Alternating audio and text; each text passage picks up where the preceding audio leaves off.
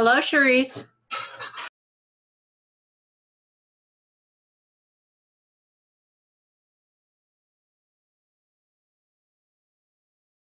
Hello.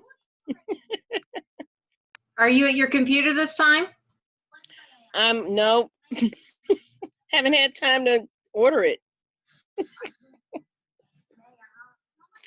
Unfortunately, I need to make sure I have a good balance.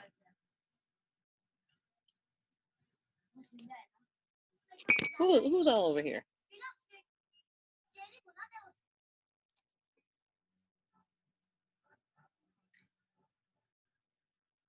I just see Bill.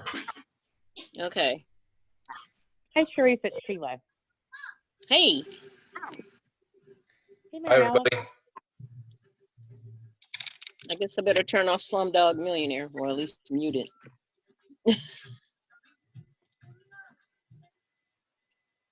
All right.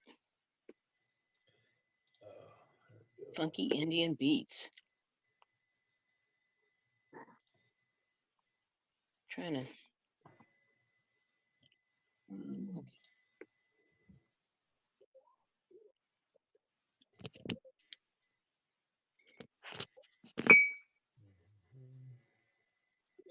How's everybody tonight?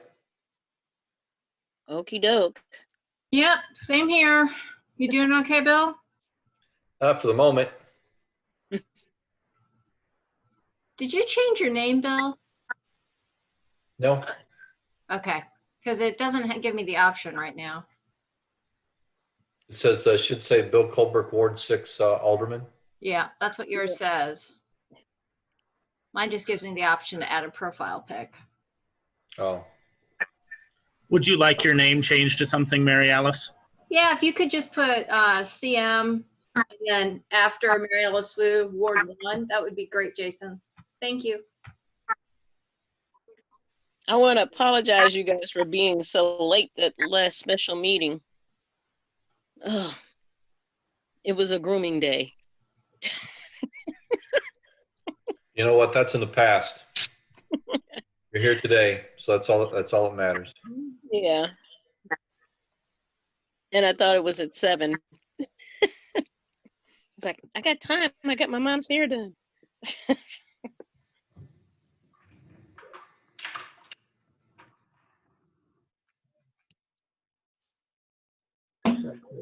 Hello, Eric.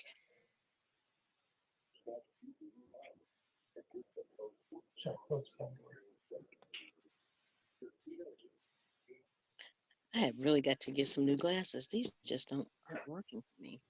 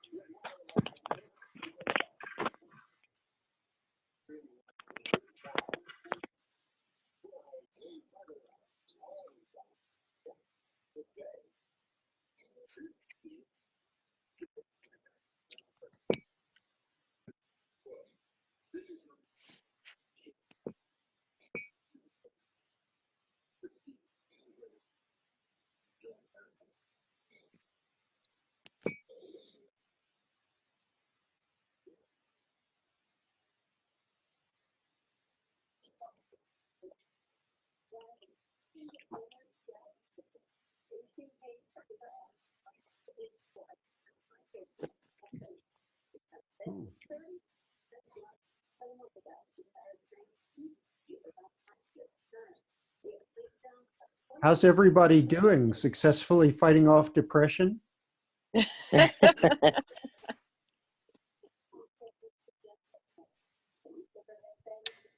Yep, trying. I guess the honest answer is some days are better than others, huh? Yeah. Yeah, that's true. That's true. And for me, I still have a workplace to go to and occupy my time, and still it's tough. Yeah. So you're actually going to your office, Bill? Yeah. I haven't changed a thing. So just got 1 million square feet that's just completely empty. except for the occasional visitor that wants to get in the door. Somebody needs something out of their office. People come to check mail. Because FedEx, UPS, mail service are still delivering mail. I mean, stuff's still going on at the college. I just have all the doors locked. Mm-hmm. What's weird is MTD. That's a transfer station. So even though the doors are locked, MTD still runs their regular schedule, and I feel bad for them because that's a good spot for them to come inside, take a break, use the restroom, get a drink, Mhm. and I can't let them in the building, and I feel really bad about that. I hope Oh. everybody who rides on MTD is wearing masks.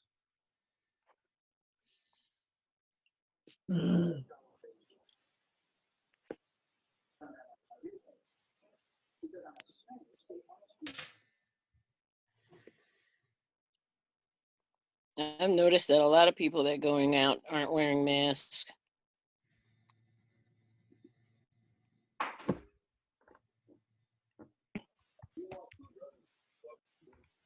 But I did see some encouraging news from the CU Public Health District today that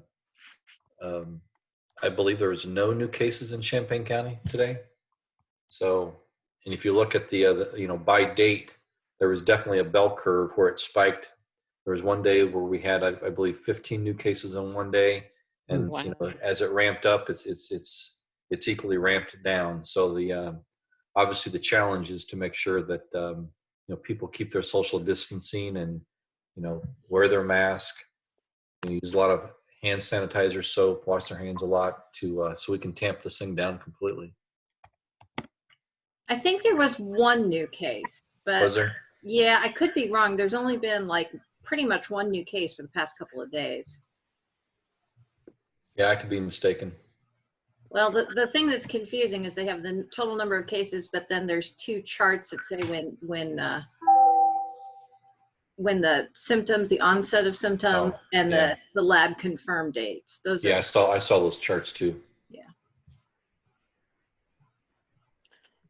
Well, I had a phone appointment with my mom's doctor on Friday, and on Friday she was saying there were only 4 people in the hospital that had Carl at least that had COVID, and the other thing that she said though that is that the nursing home areas, the senior home areas, because she has to make a lot of rounds there. And she said there had been no reports of any deaths or anything from COVID, at least in those particular housing situations. So I felt good about that. Wow. Yeah. We've done yeah, I mean, we have done, I guess Champaign-Urbana, Champaign County have done very well, relatively. But, Yeah. Compared to other places, that's true. but boy, people who are out of work, people who can't pay the rent, I mean, it's really, there are other ways to suffer other than getting sick with COVID. Yeah. Yeah, I would agree with that.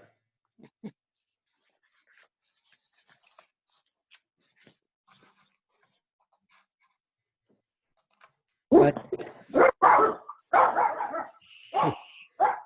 Anybody. Who's puppy? Oh, that's mine. This is Sheila. which Uh, which one of the older people has gone over the edge and is just frothing at the mouth?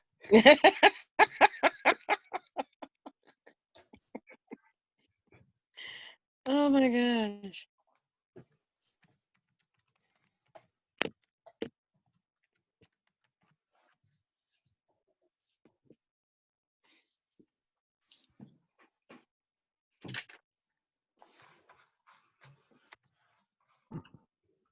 I wrote in my journal that this virus seems to be designed not so much to kill people as to destroy our civilization. because it only kills a very small fraction of the people whom it infects. But because there's such a long time between infection and symptoms, many people are walking around without symptoms, and Hmm. you don't know who they are. So you shut Exactly. everything down. It's a sneaky little virus. It is a nasty one. Hmm. It's 6:59, so we're about a minute away. Okay. So shall I just go ahead and call us to order when my computer clock says 7 o'clock? I will note that it's 7 o'clock just to be on the safe side to make sure we're on air UPTV, but that's probably a good monitor there, but I'll double check here with you and announce it. Okay, I'll listen for your announcement and then I'll call us to order. Sounds good.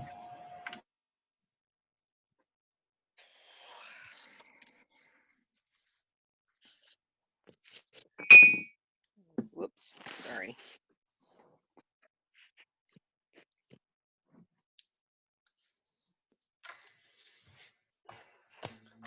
It is now 7 o'clock. It being 7 o'clock, I will call this meeting to order and request the clerk to call the roll. Council members Brown, Here. Colebrook, Here. Hersey, Here. Jacobson, Here. Miller, Here. Roberts, Here. Wu, Here. Mayor Marlin. Here. I would request a motion with respect to approval of the minutes of the previous meeting of April 6th, Committee of the Whole. So moved. Second. Are there any corrections or additions suggested to the minutes? No. Hearing none, would all those who approve, please vote, please say aye. Aye. Aye. Any opposed? Okay. Are there any additions to the agenda? No. Next item is public input, but the mayor would like to make a brief statement before we start with input from the public. Just some information. I wanted to let the council and the public know that the investigation and review of the incident on April 10th is underway.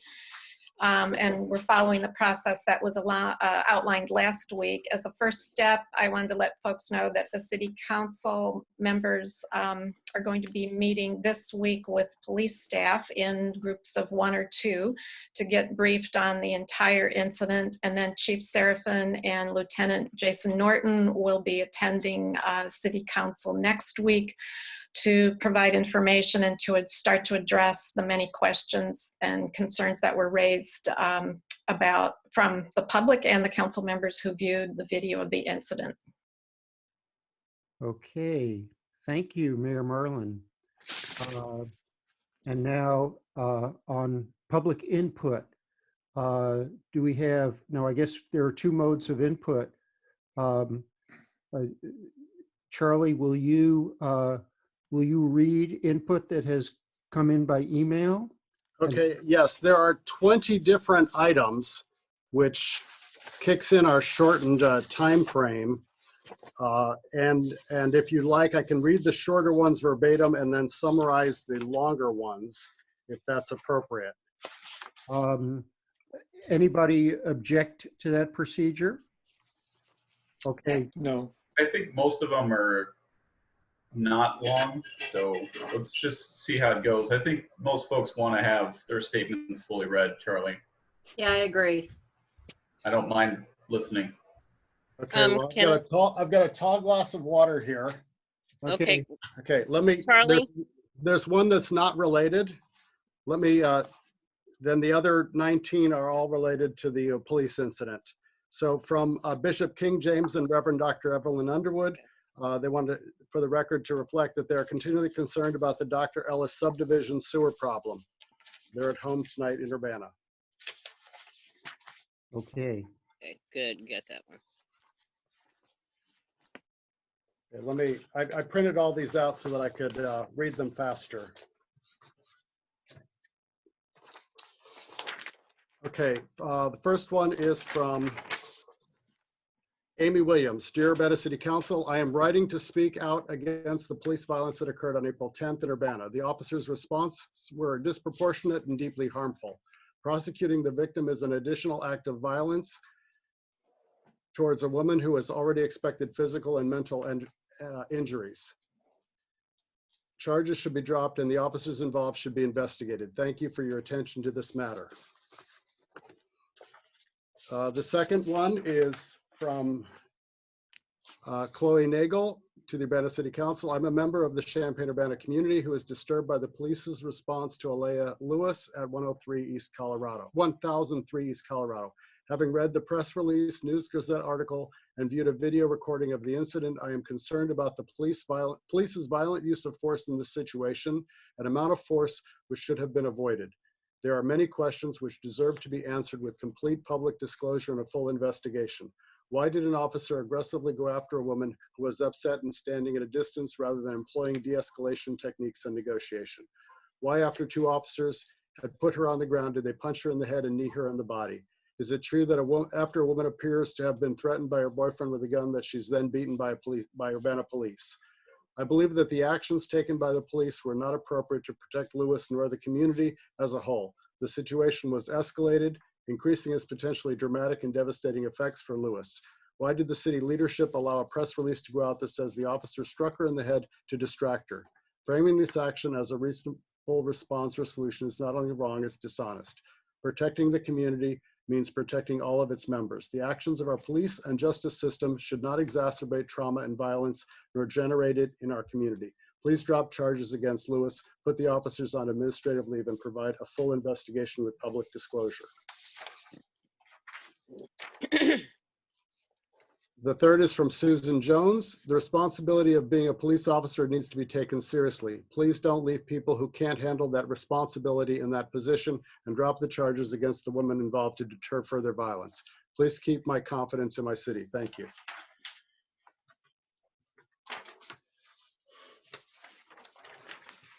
Find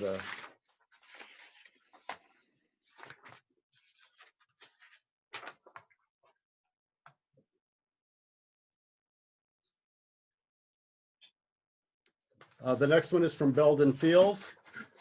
I find the video of the action of Urbana police officers very disturbing. What caused the first contact officer to bring her down in the first place? She seems to have been protesting the arrest of the man rather than assaulting an officer.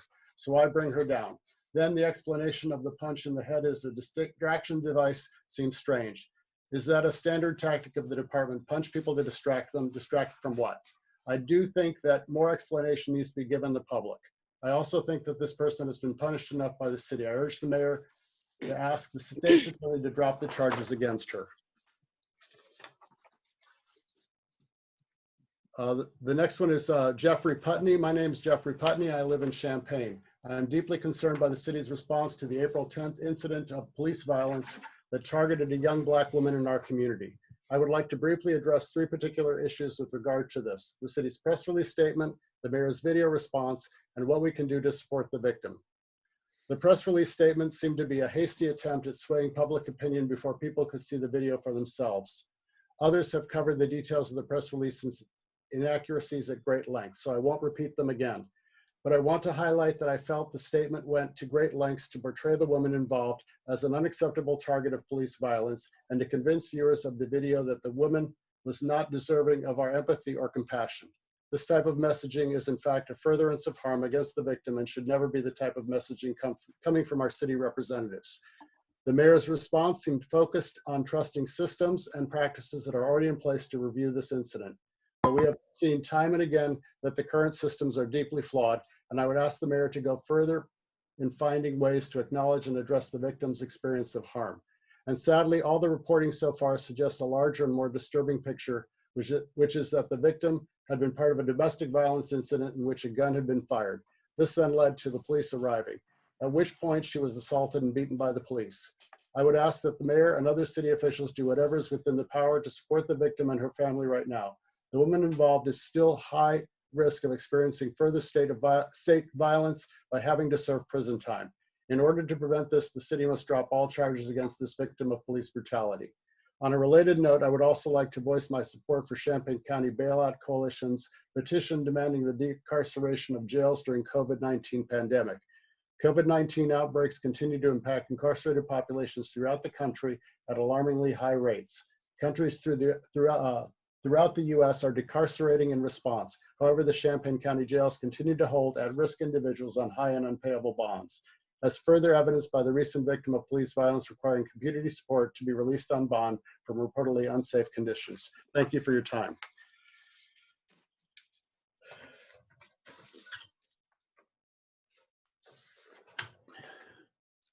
The next one is from Charlotte Green. My name is Charlotte Green. I am disturbed by the incident on April 10, 2020, in which the Urbana police officers used unnecessary force against Alea Lewis. Ms. Lewis seemed to be the victim of a crime, not the perpetrator.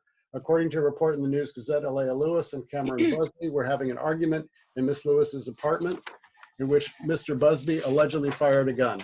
The altercation spilled over into the street. A video taken of the incident shows Ms. Lewis yelling at the police at a distance, presumably in response to Mr. Busby's arrest and placement in a police car. She's clearly upset, but not physically threatening. In the video, her hands are at her side, and there is no indication that she is reaching for a gun or has a gun.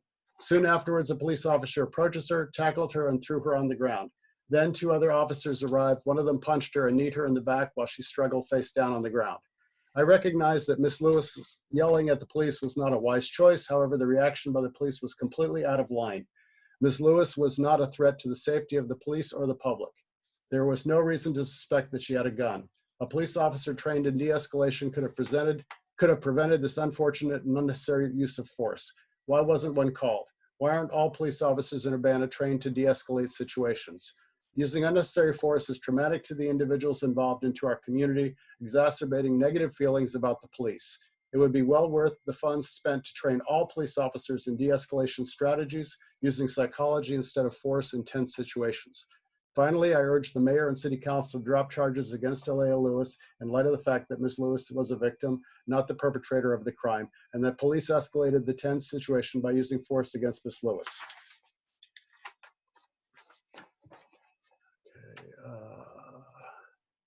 Okay, next is Elizabeth Simpson. Dear committee members, thank you for taking time to read this email and for your service. First, let me say that in recent years, I looked up from my window to see Urbana police carrying an assault rifle, crouch walking through my backyard just under my window. I was terrified. I looked out the window and numerous officers were taking rifles out of the trunk of a police car 2 blocks from a school. The job of police should be community safety. These weapons are not safe. To the point, I am profoundly concerned about recent events in which Urbana police can be clearly seen as attacking a bystander, which was bad enough, but specifically attacking the person who was the target of domestic violence for which police were called. She refers to the video. Worse, the press release from the department entirely downplays the undue use of force by the officers in question, focusing instead on Lewis's behavior. And I ask, how might you respond if you were being physically attacked unjustly? And misdirects the reader by suggesting that it is justified that the officers didn't know if she had a gun. Most importantly, the press release fails to mention that the officer is on administrative leave and the incident is under investigation. Therefore, I'm asking you to do everything in your power to drop the charges against Lewis, publicly announce the officer is on leave and the incident is under investigation, including asking Mary Schenk to update a misleading article. She refers to the News Gazette article. Advocate that the UPD issue an apology and compensation for grief caused Ms. Lewis. In this time of gun violence crisis, investigate why Urbana police are carrying assault rifles and move towards non-lethal weapons and more towards community practices that focus on decreasing crime, not responding to it with violence. Advocate remediation for the involved officers, including training for use of police force. Thank you for your consideration. Next is Cat 20. This statement is in regards to the recent incident of police violence against a parent domestic violence victim in Urbana. While I was not there to witness the incident myself, I have seen the full and clear video footage of the incident. Several police officers were at the scene, each of whom was armed and multiple of whom had assault rifles. Yet when approached by a lone unarmed woman, rather than using de-escalating techniques to manage the situation, the officer, who initiated contact by laying hands on the woman, threw her to the ground where she was restrained and punched in the head while 2 more officers piled onto her. The punch is in the video. She's already on the ground with 2 men pinning her. There was no reason for this cadre of armed men to be afraid of one unarmed domestic violence victim. They could have spoken to her. They could have attempted to calm her, to de-escalate the situation, to have compassion for someone in a difficult situation. Instead, this woman was brutalized and arrested after an already traumatic incident. Might does not make right, and in this incident, the officers involved were terribly, terribly wrong. The woman should be released and any charges against her dropped. She has suffered enough at the hands of her abuser and of law enforcement. The police department and officers involved should be thoroughly investigated by a third party who does not work for them.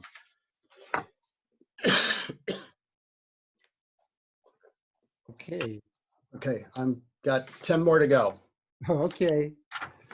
The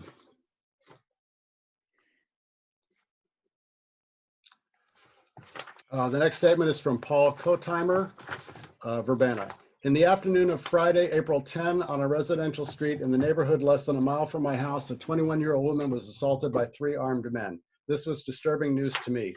My spouse and I each have children around that age. Furthermore, the brutal acts of the assailants were captured on video by several neighbors and made public, but those 3 armed assailants are still walking around free and presumably still a danger to our community. Even more disturbingly, these assailants are employees of the city of Urbana. Our tax dollars pay their salary. And despite the abundant video evidence of their violent acts, ganging up, punching, kneeing, and using painful restraint tactics on the victim, the city employees in question have not been fired. As far as I know, these violent men still work for the city and face as yet no penalties whatsoever. And outrageously, the mayor herself appeared in a video press release defending those employees' actions and in tacit defense of felony charges against the victim.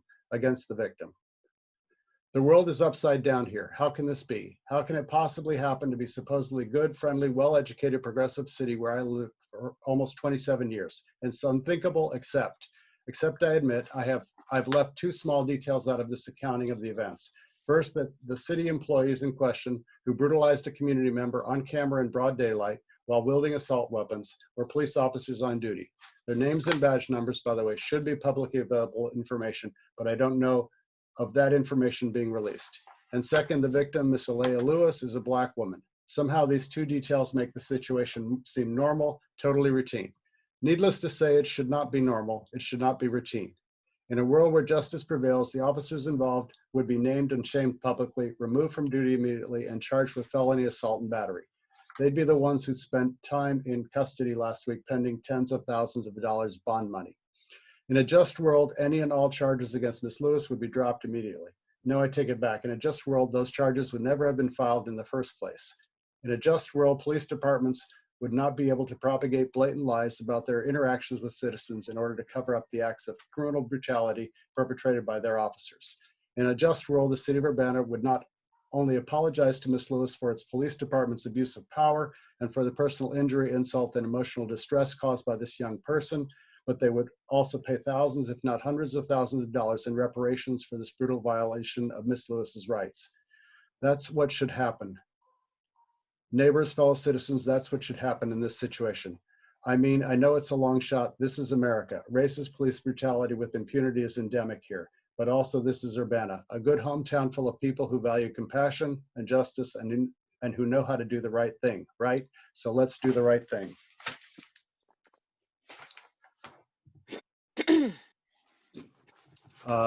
Number 10 is from Sharon Irish. I'm not able to Zoom tonight, but I wanted to share a few thoughts on the incident on April 10th on Colorado Street. The Civilian Police Review Board needs to meet before its next scheduled meeting on July 22 to investigate this incident. The CPRB needs to have more power to investigate and respond. Back when it was created in 2011, several of the provisions that would have given it some teeth were eliminated. Number 3, I have watched the video posted by a witness, read the press release and the account in the News Gazette. I am unsatisfied with the police explanation.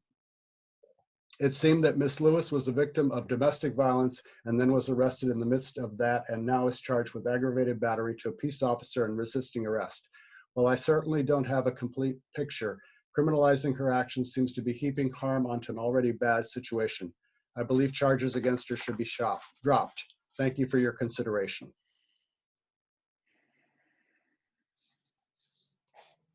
Okay, the next one is from Dottie Vera Weiss.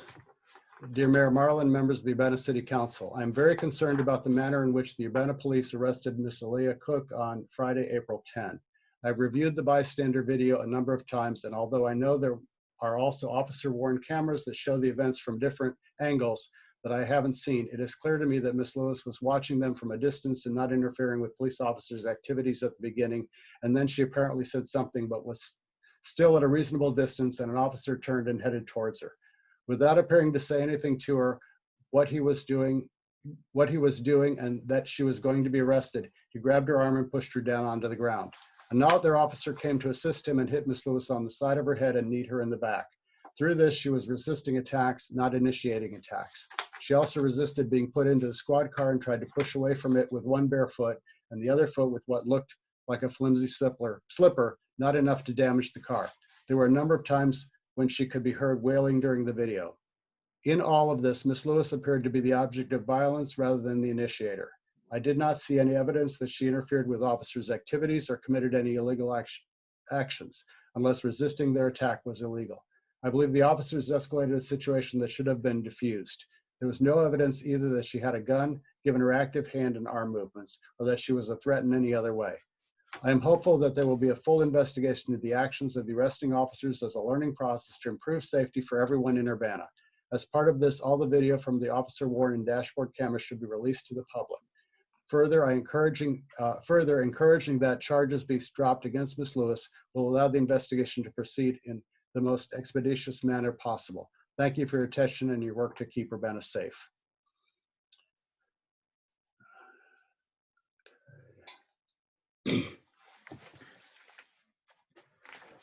Number 12 is Karen Linder. Dear council members, I was shocked and saddened to see a young girl, likely the victim of domestic violence, brutally hit in the head by an assault weapon, charged and taken to prison. Where were the de-escalation measures? I demand the charges be dropped against her immediately, the officers be put on admin leave, and full investigation with police disclosure. Where is the Citizen Review Board? We need to know citizens will be kept safe from harm and need to have oversight so that will be the case. Thank you for your time. The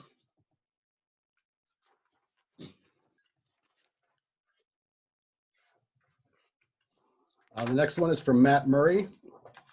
Dear City Council, please include my statement in the meeting this evening. My name is Matt Murray. I live in Urbana, where I've lived since 1992. I saw the video footage of the arrest of Aaliyah Lewis that occurred in Urbana on April 10. I wrote to City Council members, the mayor, and the Police Review Board expressing my concerns with police behavior during this situation. My concerns focused on the decision of one police officer to leave a defensive position and physically confront Ms. Lewis when it appeared that she was not a threat to officers, and then the behavior of another police officer who could be seen punching Ms. Lewis, kneeing her, and straddling her when she appeared to be handcuffed. Follow-up responses from the mayor indicated that there were mitigating circumstances and noted the police had been responding to an active shooting situation. I also learned that Ms. Lewis was facing 4 felony charges for her physical resistance toward the police.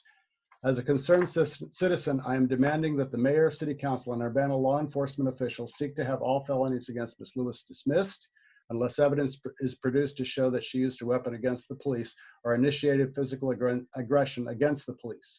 Given that she was involved in a domestic violence situation where a firearm was discharged, it seems that her belligerence of being physically subdued and then arrested, though wrong, should be treated as a misdemeanor. I have personally contacted State's Attorney Julia Reese to request that charges be reduced. I hope the city will investigate this case thoroughly and make the facts known publicly as soon as possible. I have known the Urbana police to frequently use de-escalation in encounters with citizens, which is commendable. And it is essential that citizens of Urbana know that the police will behave professionally, even in very tense and threatening situations. Thank you, Matt Murray.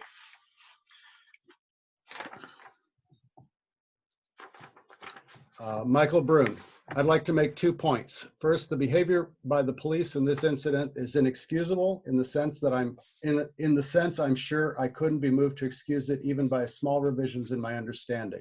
I've seen Urbana police deal with difficult situations and they never did anything remotely resembling what I saw in that video. I truly cannot understand what brought this about this time.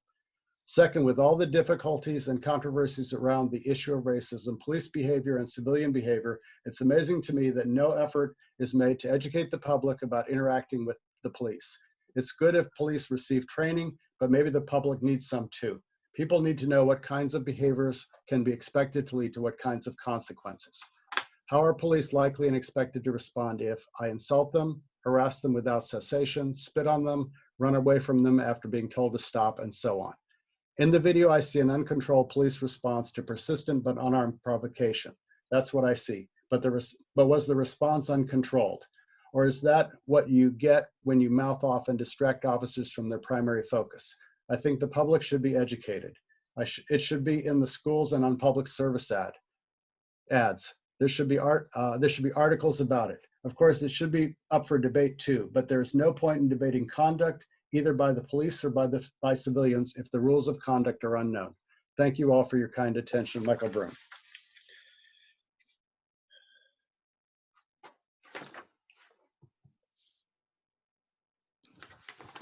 The next one is from Jacqueline Hannon, Urbana resident. I am absolutely appalled that a fellow resident who called for help in a domestic violence situation was then brutalized by an Urbana police officer and then charged with felonies for doing nothing more than speaking. We've all seen the video and will continue to make sure more see it. It is not unclear what is done to this Urbana resident is need in this video. She is thrown to the ground, 3 cops pin her to the ground, and then once secure with 3 officers with guns on top of her, one of the officers punches her in the head and violently knees her in the gut. Why? There is no excuse. This individual was without a weapon, was no threat. There is no excuse, and I do not want to hear from our elected, and I do not want to hear any from our elected city leadership tonight. That press release put out by the city was absolutely shameful and an attempt to discredit the victim in this situation. All charges, every one of them, must be dropped against this Urbana citizen who called for help and instead was victimized. These charges must be dropped immediately so her healing from this trauma can begin, and a full investigation into the conduct of the police officers involved must be called without any more weight or excuses.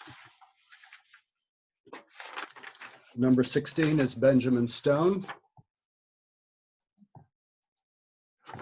Regarding the arrest of Aaliyah Lewis, straight from the UPD City of Urbana press release, the sergeant reached Lewis, who had stopped, and then he began to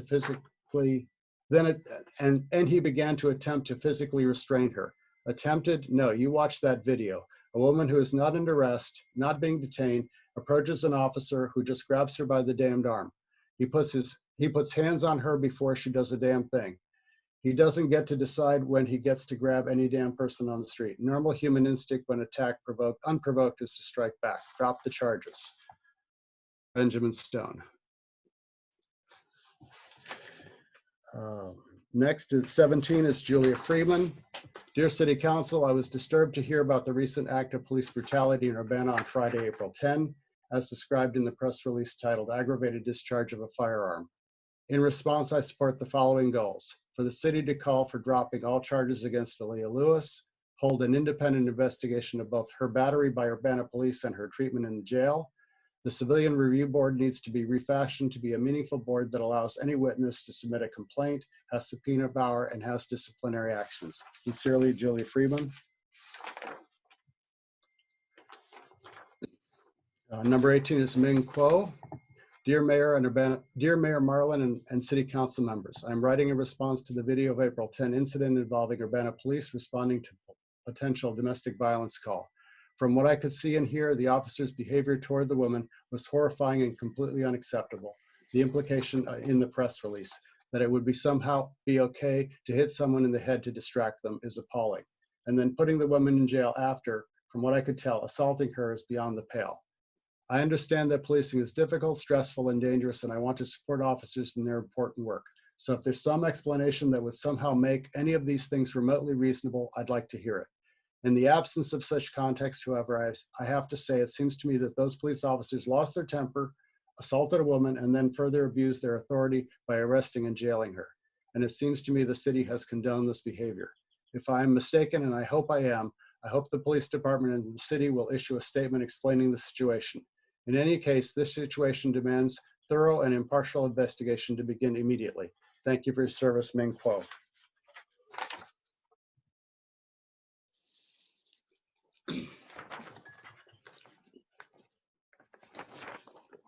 19 is Ron Ron Kester, to the Urbana City Council.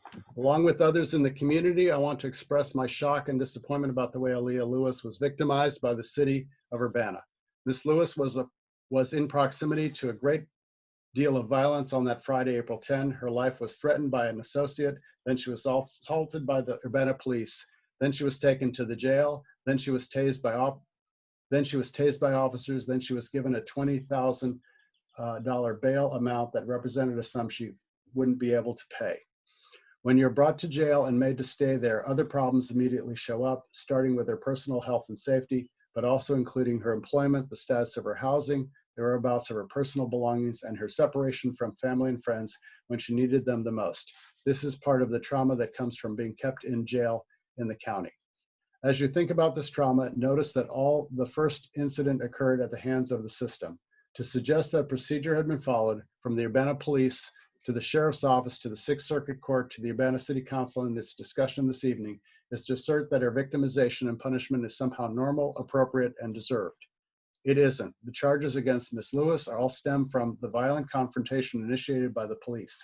Had different tactics been used, had the officers involved been more conscious of her state of trauma, had there been more patience and restraint on the part of the professionals on the scene, Ms. Lewis would have avoided most of this violence and perhaps even started to move on with her life. Along with others in the community, I'm urging you to formally recommend that charges be dropped against Ms. Lewis and an apology made to her by the city of Urbana. We need to acknowledge that even when the system claims to have followed procedure to the letter, the end result can still be harm done. In this case, a horrible degree of violence and loss. The problem is not that we are noticing this violence and talking about it, but nor is the solution that we are noticing this violence and talking about it. The only solution is to drop the charges against Ms. Lewis and apologize. I urge you all to contact the state's attorney's office right away. Sincerely, Ron Kester. And number 20 is Alan Axelrod. Good evening, Urbana City Council. The police in their public statement said the de-escalation was secondary to their priority of securing the scene. This is unacceptable. Please revisit policy. Sincerely, Alan. And that is all I have in the email. Okay. Thank you very much, Charlie. That was quite heroic. Is there anybody else of the public who has tuned into the Zoom broadcast who wishes to make have public input? I see I see one raised hand from Ben. Okay. So, and you control that. Can you call on Ben? No. Or do I have to do it? He's now live. Ben is now live. Okay, I great. sure am. So my name is Ben Jocelyn. I live in West Urbana, and I've talked to you many times before. I've suggested that the way that the police act is racist, and now we have proof. We knew that this would not have happened if she wasn't white. She got beat up and put in jail for how she reacted to the police, which is not a meter of how people should be put in jail. No one should have to put their hands on them and see how they respond in order to decide whether or not they go to jail. And then the way that she was treated was actively violent as she was being arrested and as she was treated in jail. I think that we need to also look at this in the case of a global pandemic and the fact that those people were not wearing masks, and put her into a situation where we know that around the country, the highest percentage of growing COVID cases are in jails. Our jail should not be open. We should not be allowing that to grow and threaten our entire community. And the fact that we are being so callous with arrests and violence and putting people there in this time is unbelievably unacceptable.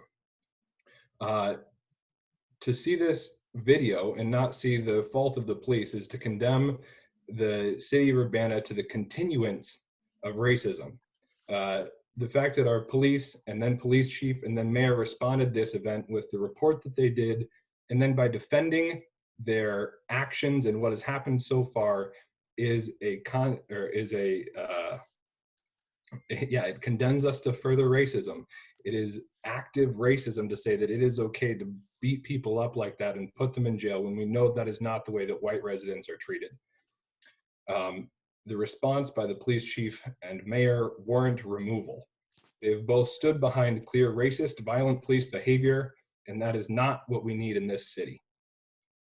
As a response, I believe that we should look towards defunding the police, dropping the charges, pursuing charges to the officers, and paying both for Aaliyah and paying for programs in the future, like ones where women have safe places to go so that public disputes don't happen, where we don't need the police in the level that we do.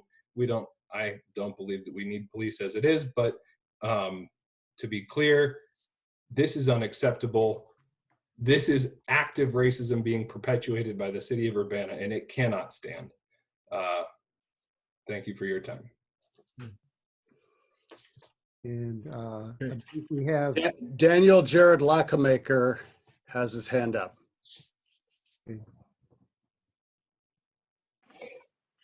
Thank you. My name is Daniel Lackamacher. I'm a resident of the city of Urbana.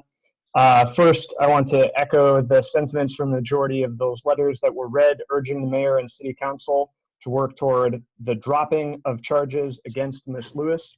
Secondly, to request transparency in the investigation of the officers that were involved in the incident. I want to spend the majority of my time, thirdly, raising and urging action on another matter that was highlighted to me from this incident, which is the use of assault weapons by the Urbana Police Department. I'm a former member of the United States Navy, honorably discharged. I was appalled to see the way in which police were engaging one-on-one in attempting to restrain somebody while also wearing assault weapons. It's unconscionable to me that when other officers were present, the officers who are armed with assault rifles were the ones to engage the person that they were attempting to detain and arrest. At one point in time in the video, one of the officers is sitting on the woman's back with the muzzle of his rifle against the woman's back. There is no reason that exposes the officer to greater risk, that exposes everyone in the public in greater risk, to have an officer with an assault weapon engaging in hand-to-hand, essentially, restraint with a victim. There's no reason for that when other officers are present who are not equipped with weapons that are of that level of danger, both to a potential person being arrested as well as the officers. I urge city council members and the mayor to review the policies, the training policies that these police officers are given, review the guidance that dictates how and when they engage in physical contact with people if they are so armed. And I ask that they that they change, if there's not guidance against doing that, that they instill guidance that there is. There's no reason that someone equipped with an assault weapon should be trying to put handcuffs on somebody else so that they no longer have full control of that weapon. That that makes the situation so much more dangerous for everyone involved. I mean, to go further, I would encourage that there be more review of even when such officers with assault weapons would even be taking those weapons from their vehicle when there is no other visible weapon on a scene. That's the end of my statement for this time. Thank you.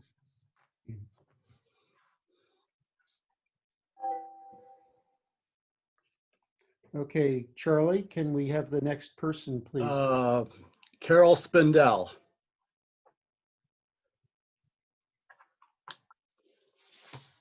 Hi, this is Carol Spindell. I'm a resident of Delaware Avenue in Urbana, and I'm speaking for the Champaign County American Civil Liberties Union, our local ACLU chapter. Champaign County ACLU appreciates the City of Urbana's commitment to community-centered policing and to maintaining a well-trained professional police force that is held to the highest standards. That is why we are concerned about the lack of professionalism during the April 10th arrest of Aaliyah Lewis. Urbana officers are professionals who know how to use verbal techniques to de-escalate stressful situations, and yet they failed to do so. Instead, Urbana officers, the trained professionals in this interaction, rushed toward Ms. Lewis to arrest her, triggering a physical altercation. De-escalation is especially critical during the COVID-19 pandemic. Each interaction police officers have with community members carries a risk of infection, both for the officer and the community member. Officers should use every tool at their disposal to avoid taking individuals into custody. We are also concerned by reports that Ms. Lewis was placed in confinement with individuals exhibiting symptoms of COVID-19. The CDC recommends that symptomatic individuals be placed in medical isolation. And finally, we are concerned by reports that a taser was used on Ms. Lewis. Tasers are not safe, they can cause death, and their use has cost cities hundreds of thousands of dollars in legal settlements. We urge the city of Urbana to investigate this matter professionally, transparently, and fairly. In these difficult and stressful times, Urbana needs its police department to live up to the highest standard of professionalism and to regain the trust of the community they serve. Thank you, Champaign County ACLU. Thank you. Next up is Rebecca Obuchowski.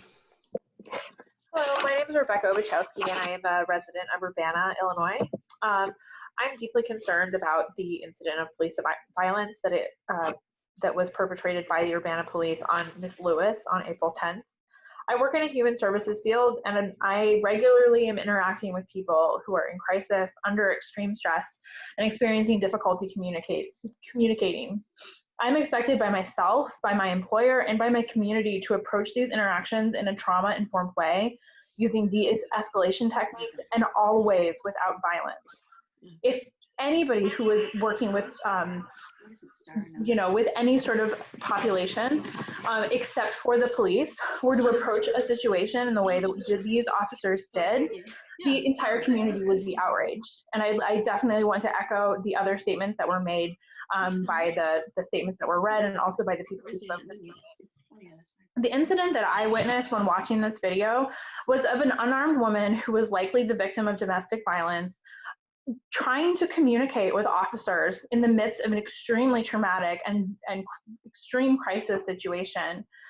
And those officers responded to her with extreme violence.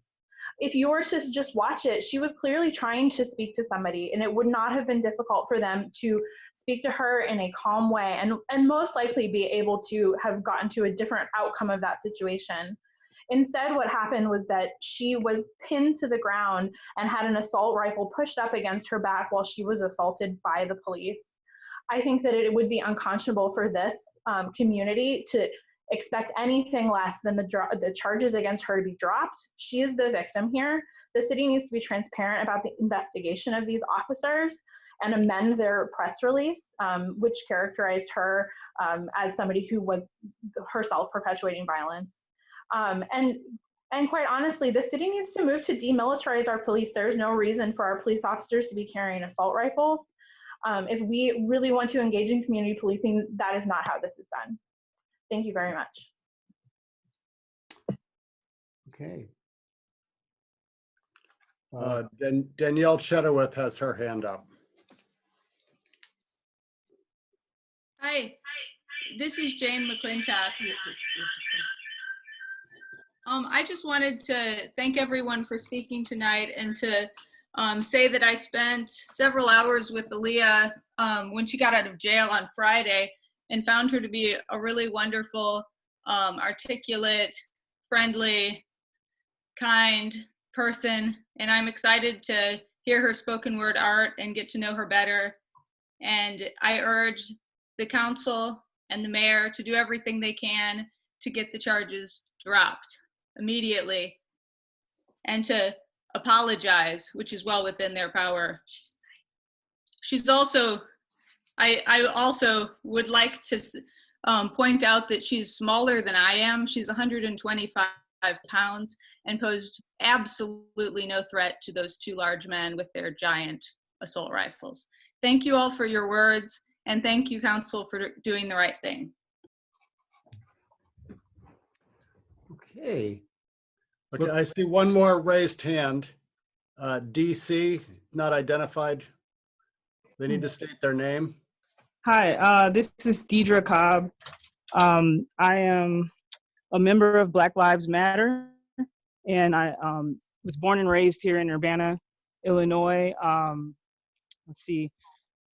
I also am an Army veteran, and I do want to speak to first, what I saw on the video was horrifying, and what I saw on the news made no sense. Immediately raised my alarms when they reported that officers were attacked, an officer's finger was or thumb was broken, but they did not even say what this person was being arrested for. So that immediately sent chills through my whole spirit, my whole being, because I know the history of this country and the history of violence against poor people and Black and brown folks. So all the charges need to be dropped against her. That was absolutely unacceptable behavior on the part of the police. A lot of the police officers, I just want to bring up the demilitarization part. We do need to consider who we're calling professionals, because a lot of people, I know when I came out of the military, one of the largest job opportunities that I had coming out, the most aggressive job opportunities, was to become a police officer or a prison guard, or to work in law enforcement, basically. And there was no check on mental health. And I know I had been going to PTSD therapy, post-traumatic stress, and I know that a lot of these officers are either National Guard, former military, have seen all sort of traumatic things, and there's not, it's stigmatized for you to go get help. It's stigmatized for you to go to therapy when you're an officer, as a police officer, or even in the military, to admit that maybe after seeing all these traumatic things and being involved in all these different situations, that maybe it might affect you in a way where you're not going to react properly anymore. So clearly, to me, this guy was the officer that engaged her initially. That was the ego thing.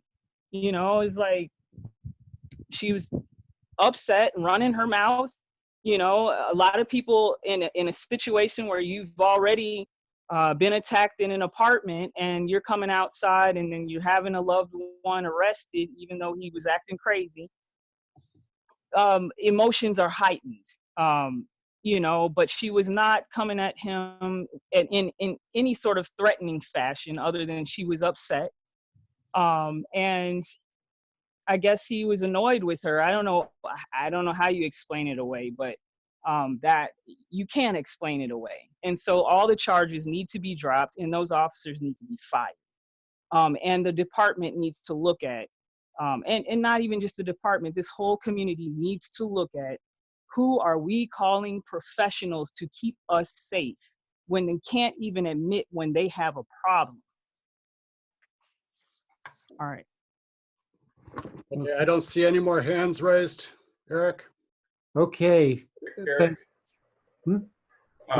before I've had my Bobby hand Trist, One popped up here. First followers just popped up. Charlie, just to mention, there was Bobby Trist before her video went off. She was raising her hand like she wanted to speak, and I don't know if she knows how to raise her hand. So Okay, let's try calling her. Let's do first followers, and then we'll go to Bobby Trist. Or Bobby Trist is live. Go ahead, Bobby Trist. Yeah, I do know how to, anyway, my video was turned off by the host, so that wasn't me. I was trying to reactivate it. So I've been a resident of Champaign-Urbana for 42 years. And for the last 2 years, I've been volunteering with the women at the jail, showing movies. There are 2 of us at a time, but I've never felt threatened by any of the women there. And we get a call button, but we've never had to use it. And if you treat them with respect, they respond accordingly. And I'm very concerned about the militarization of the police force. Our police force should not be at war with the residents of Urbana. We're not at war, so there's no reason for them to have assault rifles and the other things that the cast-offs of America's wars that the police departments around the country have been obtaining. And this incident reminds me so much of what happened with Sandra Bland in Texas, and Laquan McDonald in Chicago. And both of those were Black people. This doesn't generally happen to white people, occasionally, but really not very often. The whole law enforcement apparatus, the mass incarceration apparatus is very racist. And we're supposed to be in an enlightened community here, and I just see no reason to be treating, excuse me, our citizens this way. And I would like to see all the charges dropped. She was the victim. It's very clear from the video, which is horrifying to watch. And I think these police officers at the very least need to be put on administrative leave. They shouldn't be walking around with their assault rifles, because it looks to me like they don't use them judiciously. And there's no reason that this woman should be charged with a felony for fighting back when she was attacked. Thank you. Okay, first followers. Good evening. My name is James Kilgore. I want to speak to the fact that this, for me, is an example of the intersection of racist violence and gender-based violence, and it gives us an example of why many people in this community, particularly Black people, are hesitant to call the police when they have a problem. Because here we have a situation where a young Black woman is involved in an incident of domestic violence, and instead of getting any kind of empathy, she becomes the target of a racist attack. So I think when you look at this, you have to see there's a lot of layers to this, the inappropriateness of the oppressive behavior of the police. So I think, number one, that the charges should definitely be dropped against Ms. Lewis. Number two, there needs to be a thorough investigation of this and look at it through the lens of racial justice and gender justice to see how do we deal with problems like this. How does the police, how does the city, how does the governing bodies of the city respond to this? And I think there's two elements that make this situation particularly inappropriate. The first is the presence of the assault weapon, and the second is the fact that this took place in the midst of a global pandemic where sheltering in place and social distancing orders were supposed to be enacted, and the police completely ignored that and put themselves and Ms. Lewis at risk. So this is a very serious incident that needs to be addressed before we have more like it. Thank you very much for giving me this time to speak, and I appreciate everyone who's gone before me. Thank you. And I believe that's the public input. And I think, okay, so I think we can move to other items on the agenda. And are there staff reports? Okay. Next item on the agenda. Stephanie is raising her hand, Eric. Oh, I'm sorry, yes? Hi, I wanted to give you an update on the business and development report that should be in your Oh. packet tonight. Excuse me, sure. Go for it. Sure.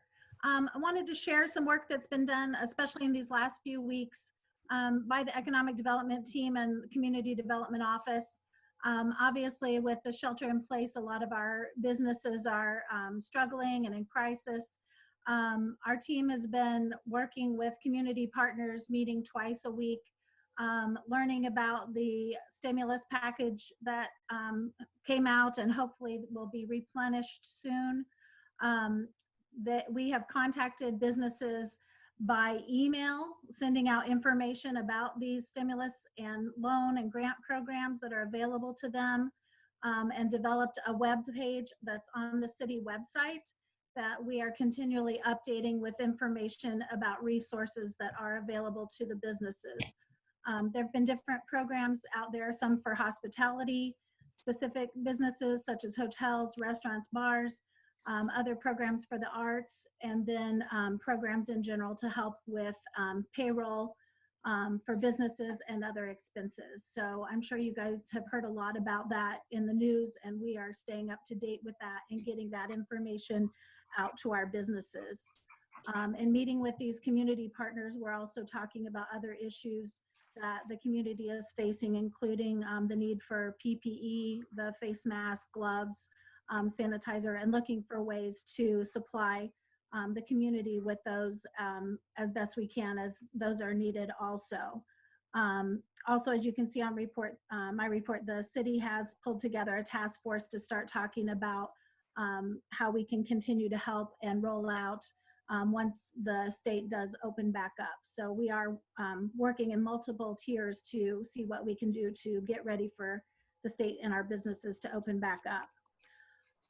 In regards to city events, everything has been closed, as you well know, but the farmers market is moving forward. It will be open on first date May 2nd. Our farmers market manager, Brian and Brandon, have been working closely with the Champaign-Urbana Health Department. So the market will look a little different this year, but we are going to open to provide fresh produce, fruits, and vegetables for the public. So there will be more information about that published, and they're also working with our farmers and vendors at the market. So stay tuned with that. Our arts and culture people are looking for ways to, Rachel is working to have virtual events out there and still keep the public engaged. And they are ready to start planning events for the late summer and fall as they are able and allowed to do that. Some other things that are happening that are actually good news, a lot of our bigger projects that have been in the works for the last several years, construction has begun and is continuing. So 200 Vine, those of you who've maybe driven by or seen, construction is continuing in that regards. The Gather project, which is on the corner of University and Lincoln, construction is continuing with that. And 1007 University, which is an apartment complex. So that's also continuing, which is all good news. Just one update on a small business development grant. The Nifty Nook did cancel their lease at Enchanted Alley.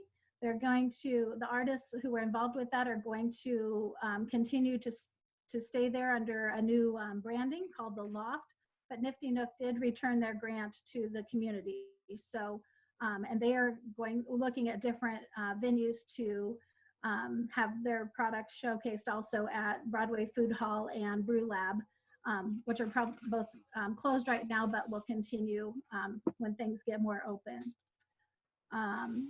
On some of the data statistics that we have out there, I especially want to point out on the year-to-date square footage that's been added. Because of those three big projects that were permitted in March, we had over 200,000 square feet that are being added to Urbana, which puts the permits this early in the year at a very high from the previous 5 years. And that high does not even include the project at 1007 University. So we'll see the square footage increase probably around another 90,000 square feet next month. It was permitted in April after this report came out. So in regards to the flash index, they are not even issuing a or publishing a flash index number for March because of the COVID pandemic. So those numbers ended at the 105.7 in April. So we'll just have to wait and see what happens with that coming back in. Sorry, they ended at that number in February. So we'll see if they come back in April. And then home sales were pretty much on target on average for January, February.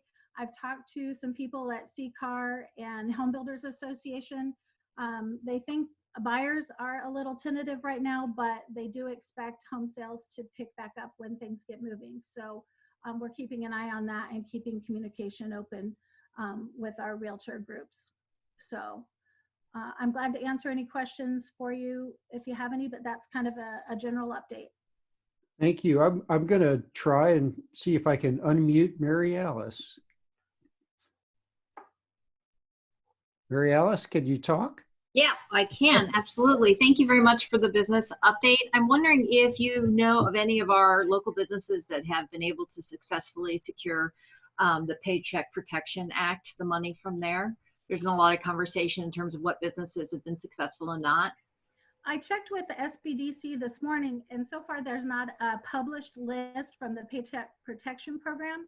There is a published list of businesses that received the hospitality, some of the hospitality funds, and there was one in Urbana that received that, and 2 or 3 in Champaign. Those funds were, everyone who applied, they were split a third to Chicago, a third to Collar communities, and a third downstate. And then after the people applied, they were drawn by lottery. So it wasn't based on needs. So there was one in Urbana, I know, but we don't know for sure on the Paycheck Protection. Do we know how many businesses applied, entered into the lottery? I don't know that number. Brandon, do you happen to know that? No, the hospitality program was the program that had the lottery component, which is separate from the PPE program. And the only recipient of the grant in Urbana was the Rose Bowl Tavern. So. Okay, all right, great, thank you. I'm wondering, and perhaps this is a question for Diane, there's been a couple of mayors up in the Chicago area who have requested for the governor to allow them to partially open up, and I'm wondering if there's been any conversation at the city level on that?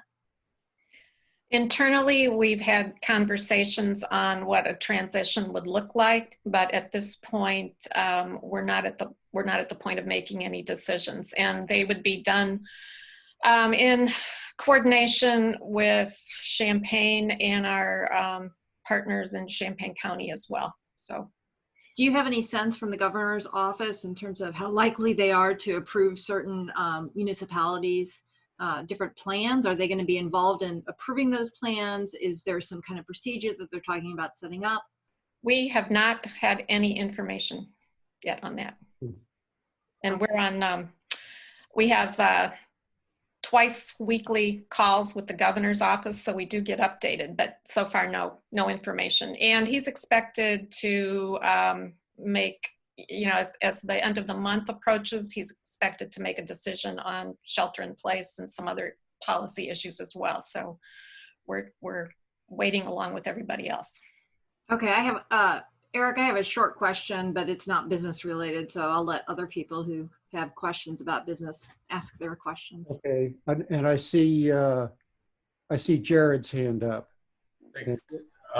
Mary Alice, I just wanted to let you know what I know. I've been participating in the weekly webinars with the SBDC, also in a couple other communication circles with small business owners locally. And as of the last webinar that I participated in this past week, there were no recipients that they were aware of the PPP program. The company I work for has an application out as well. So we're in direct contact with a lender. And obviously the funds are dried up now, so nobody's going to get those. And it's very likely that anyone who had not received it already is not going to receive funds from it until Congress reinstitutes funds into that program. But as of last Wednesday, this past Wednesday, there was not anyone in town who had gotten funds that I'm aware of, or the SBDC was aware of.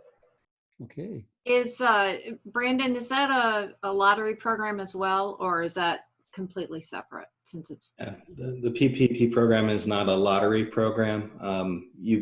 As far as we can tell, you really had to have a existing relationship with a lender to even have a chance at applying.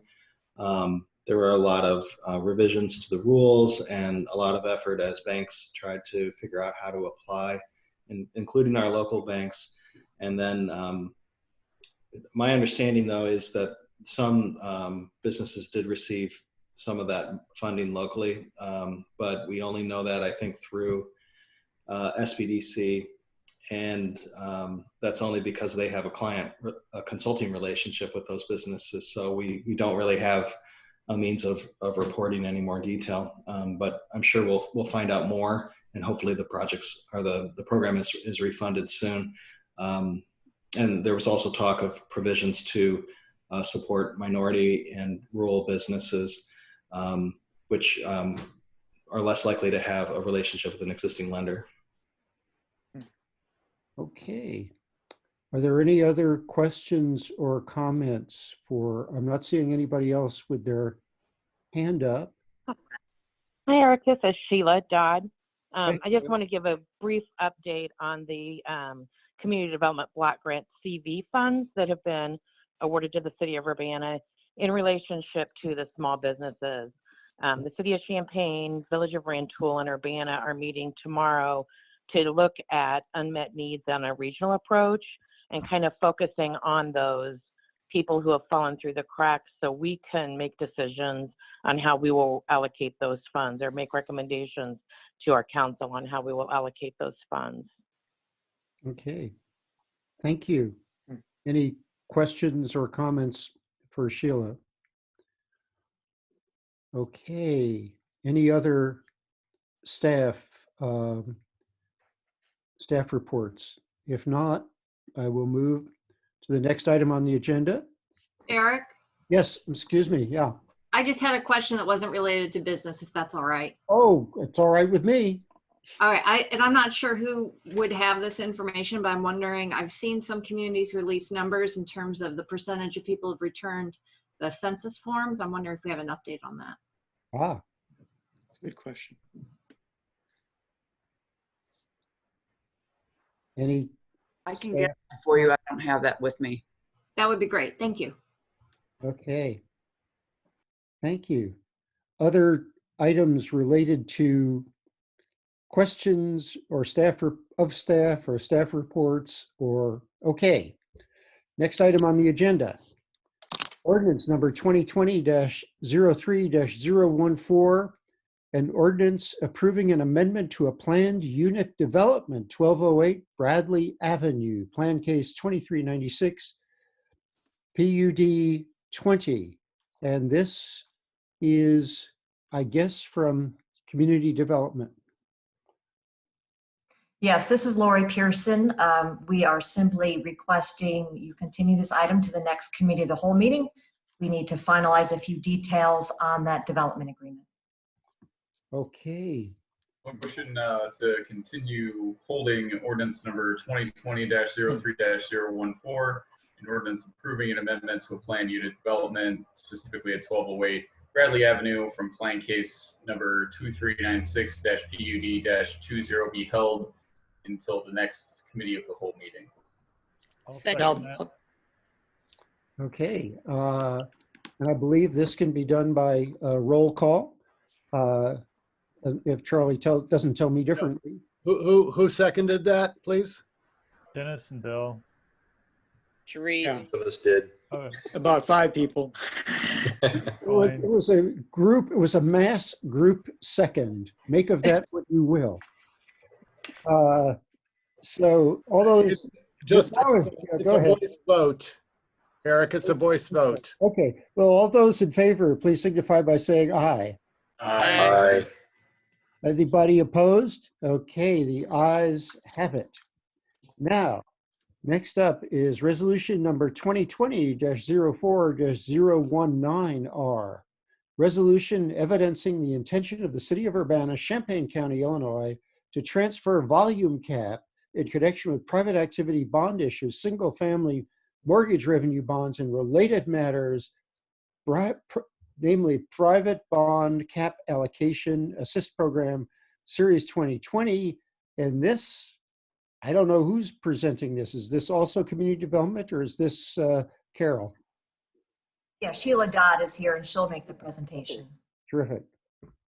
Okay, Sheila, it's all yours. Hi. This is an annual allocation that the state of Illinois gives each community a set dollar amount that they can direct how they want the bond cap to be seeded. In the past, we have seeded to the Illinois Housing Development Authority as well as to the ASSIST program to further affordable housing projects for homeownership as well as rental. It's not a cost allocation that goes against our budget. If we do nothing with this, then our seeding opportunity will go to the state of Illinois, and on June 1st, they will allocate our portion.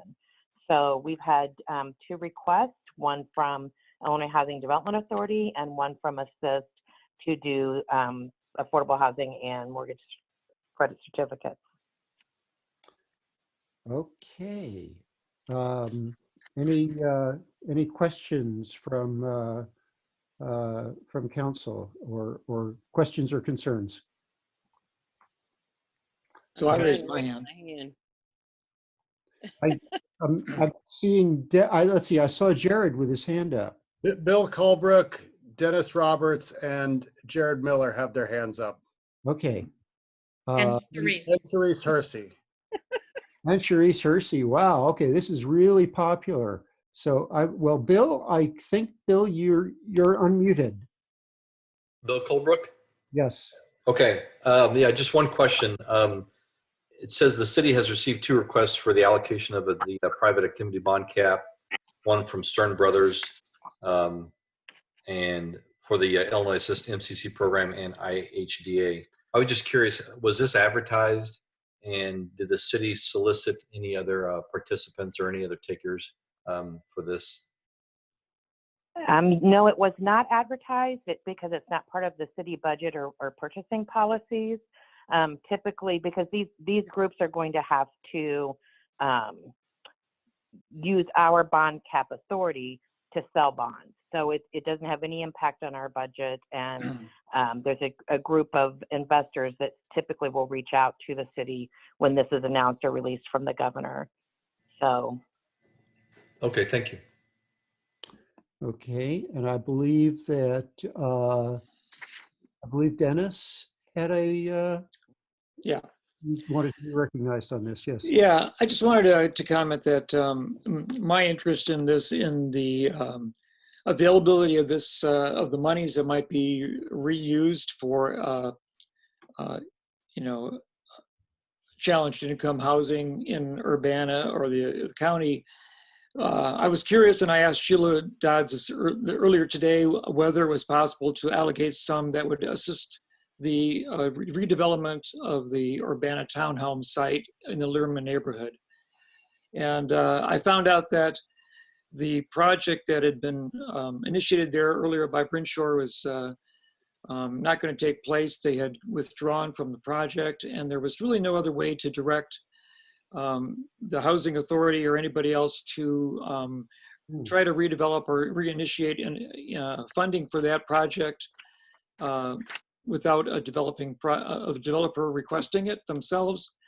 And we don't have one in place right now. So I just want to express my concern that the property that the city owns on that location, which we've been hoping for about 6 years or 7 years, maybe even now, to redevelop for low-income housing that's appropriate to our community, just still remains unfunded.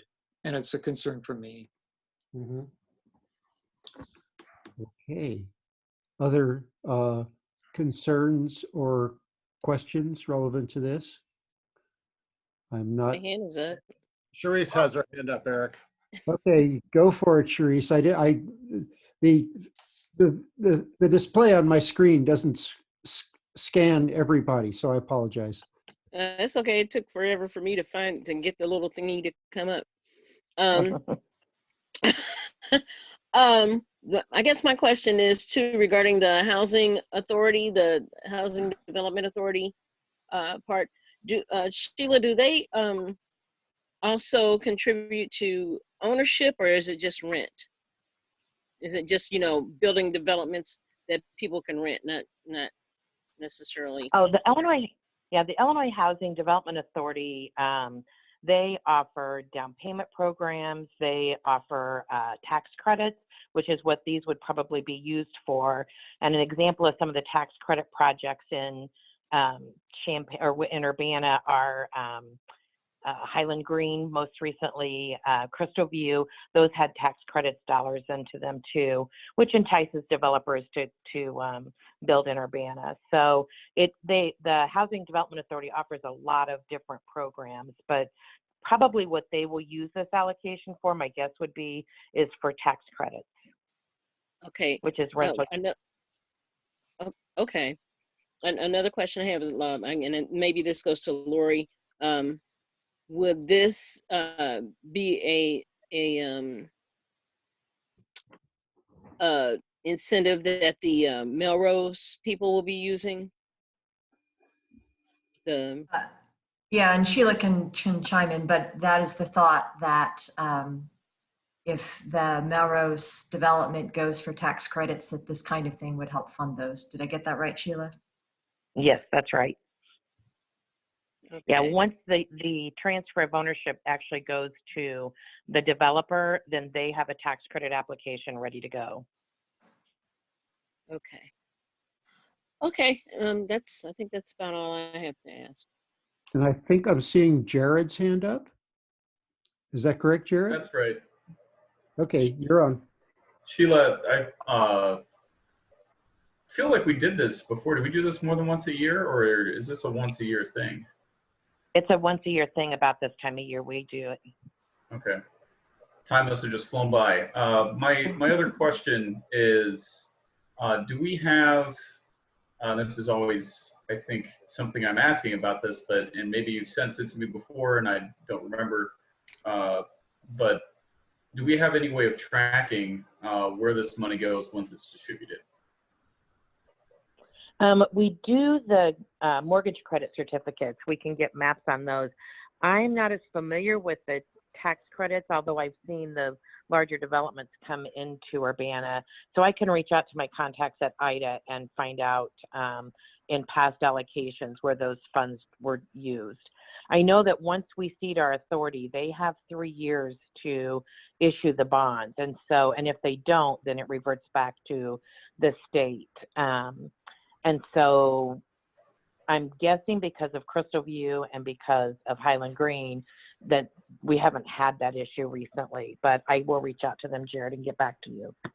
I just saw those 6 items like we normally do that they can be used for, and I thought, we're releasing multiple millions of dollars every year out to only a couple of entities, and it can only be used for some specific purposes, even if it was just in the broad scope of seeing, X went to category 1, Y went to category 2, so on and so forth. I think that would be good information for us to have.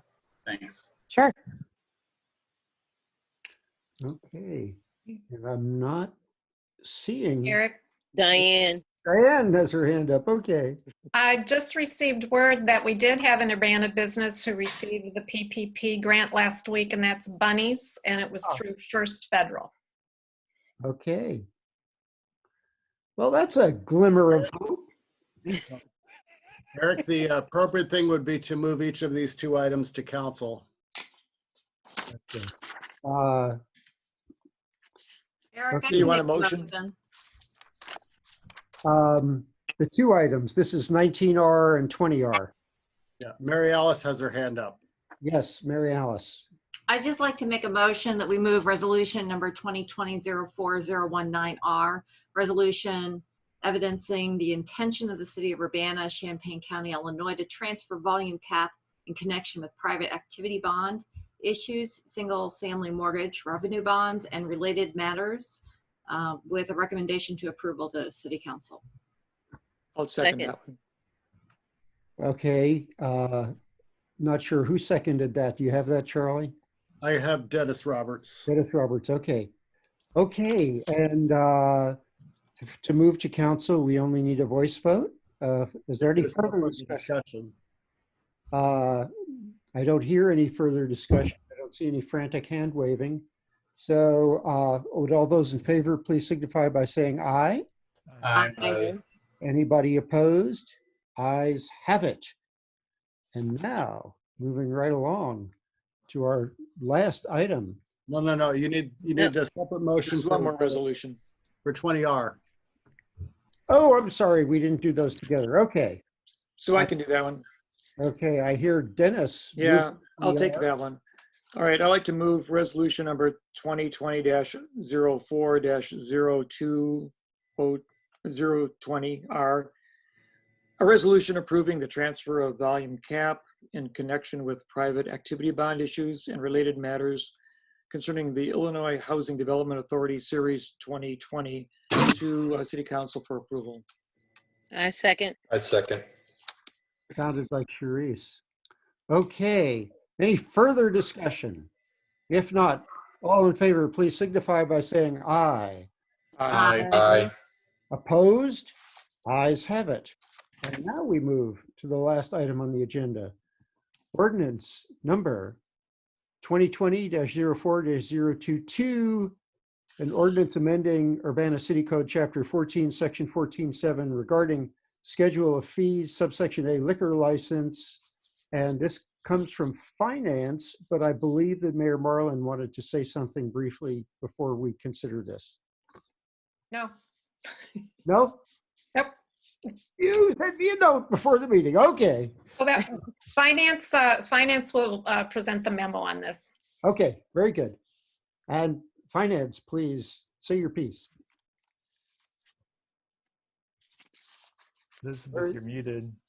Is finance? Elizabeth Hannon is there. She is. No, I know I'm muted. Beth Beatty is on, and she's going to present this item. Okay, and so I have to unmute Beth. If I can find her. Yeah. Well. She's unmuted. Is she unmuted? Huh. Looks like it. She doesn't look like she has audio connected. I'm not seeing a microphone next to her. All right, well, name. I'm going to give this one a shot then, since Beth is having technical difficulties. A couple of months ago, you approved the new structure for liquor licenses. And at this point, as we come up on the renewal period where those will be effective, we need to establish the fees that go with the new license categories. So I'm actually having a little mouse problem and I can't see that memo at this minute, but overall the fees would decrease by $80,000.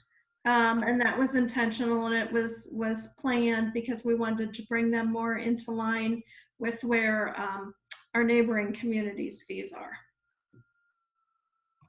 Okay. Are there questions or comments?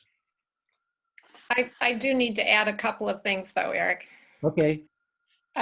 First of all, after discussing with Kate and staff today, we ask that you're not taking any action on this tonight. This has to be on record for 30 days, but we would ask that you move to send the fee schedule to the committee of the whole on May 19th, rather than what's listed in your memo, which was directly to City Council on May 26th. So we prefer that it goes to committee first. And that'll give us time to answer any questions or concerns that come up between now and then. And we may know, a little bit more about what the future looks like at that point in time. Okay. And as is often the case when it involves keeping track of money, Mary Alice would like to say something. I have two questions. I'll start off with hopefully the easier one. So I noticed that the incubator is a proposed fee of $2,000. And if you can refresh my memory, the incubator was that a 6-month license? Yes, and then it can be renewed for another 6 months. And I will point out that we have an option for any of our liquor licenses that they can be paid in half-year installments. So of the 80 liquor license holders we have now, 31 of the licensees elect to do payments half year at a time. So, Yeah, it's, incubated with- so if somebody renewed that, would that mean that they would be paying 4,000 for the year? So if they renewed it for, No, it's an annual fee. It's a 2,000. so would they pay 2,000 for the first 6 months, and then if they extended it beyond 6 months, there would be no fee, or would it be 1,000 for the first 6 months? Let's see. Elizabeth, do you know how that one was worked out? I'm sorry, I don't. I'm sure we could, check and get back to you on that, but. Well, since it's moving to the committee, that's fine. I was just a question that I had, and maybe even the rationale behind the fee. It seems a little bit larger than some of the other, I mean, I recognize that like complimentary service and theater, those aren't as frequent. So that makes a bit sense to me, but restaurant allowing BYOB is $1,000. They're not serving alcohol, but they're still allowing it in their premise. So yeah, I just like to know the thought process behind charging 2,000. If the 2,000 is for 1 year, or if it's for 6 months. If somebody only has 6 months, does that mean they only owe 1,000? Okay. Okay. My next question is, so these are set, I think we review the fees every year, and oftentimes we don't raise the license fees, but correct me if I'm wrong about that. Correct. Well, when it comes to liquor license fees, they haven't been raised in 3 years under the old structure. Part of that was in recognition of the discrepancy, in fees between us and our neighboring communities. And when we set the fee structure for this one, and as the memo points out, a number of the liquor license holders will actually see their overall fees decrease. That's true of the bars, Class A, they'll become the Class A liquor license holders. It's true of 24 package liquor stores and that sort of thing. So if restaurants and bars are not able to open up after May 1st, and perhaps I know that the liquor fees are have to be paid, at least the first installment has to be paid on July 1st. If we decided to alleviate some of that burden because restaurants and bars are not open, would that be something that would be covered under the emergency ordinance that would delay those? It would be something we could look at, yeah. Like I said, we just don't, we're getting this on file for the 30 days as required, and there's just a lot of uncertainty at this point. Sure. I just wanted to make it known that I think it would be something that we should look into, considering that the restaurants and the bars are basically not open except for curbside, so they're really not able to do business as normal right now. All right, that's it. Thank you. Understood. Eric, Beth Beatty has managed to overcome her technical difficulties. Great. So Beth, do you if you've been following this, do you have some stuff to add? And can you hear me? And I can't somehow. Oh wait. I can't find Beth on my list. She's live. She's live. And are you unmuted, Beth? Can you talk to us? And do you wish to? She's trying, but she can't. I think her audio is still not working. Okay. All right. Jared has his hand up. Yeah, I saw Jared had his hand up. So Jared, I will. Thanks, Eric. Yeah. Obviously, we have 30 days to go through this, and in the midst of everything, I'm sure a lot of folks are going to need time to look at it. I'll echo Mary Alice's point that I was pretty surprised to see 2,000 for the incubator license. It's a pretty hefty price to pay to try out an idea. It's costly. Obviously, we can talk about it later. It's just a comment. I was glad to see our biggest license go down in fees, and even if you added the 2 packages most likely to be added to a Class A license with all ages and video gaming, it's still less than what the fee was before. I'm also a little concerned and curious as to see the fees on microbreweries increasing. Looked like the MB1 before was $500 and is now $1,500. The MB2 was $51 and is now $3,000. Not that I we have, I don't know how many people we have doing MD2. I don't know if 25 o'clock is using that one or not. But I'd like to hear rationale about those as well. Obviously, we don't need it tonight, just a comment. And those are the only ones that really stood out to me. It looks like most of them are reductions or slight increases. But I'm looking forward to getting feedback from our business owners and seeing what they think about these and what we can do. Thanks. We'll follow up with that. Okay. Well, I think a motion to carry this forward until, Oh, I have one other oh, yes, yes. information. If as you share this with your constituents and we'll of course share it with our license owners. If anyone has questions specifically they'd like us to address, they can be sent to the email we set up for liquor. It's liquor@urbanaillinois.us. Okay. Okay, Eric, the proper motion would be to put this on file and to send it to committee on May 19th. I'll make that motion. Is May 19th a meeting day? Because that would be 30 days, not an even multiple of 7. It should be May 18th. May 18th, sorry. May 18th is a Monday, okay. Eric, I'll make a motion that we put ordinance number 2020-04-022 and ordinance amending the Urbana City Code, Chapter 14, Section 14-7, regarding the schedule of fees of subsection A liquor licenses for the upcoming fiscal year, be put on file and held to the meeting on May 18th, committee of the whole. Second. And there's a second from Cherise. Is there any further discussion? If not, those in favor, please signify by saying aye. Aye. Aye. Any opposed? No. There being no further business, I declare this meeting adjourned. Press your leave meeting button. Thank you, Eric.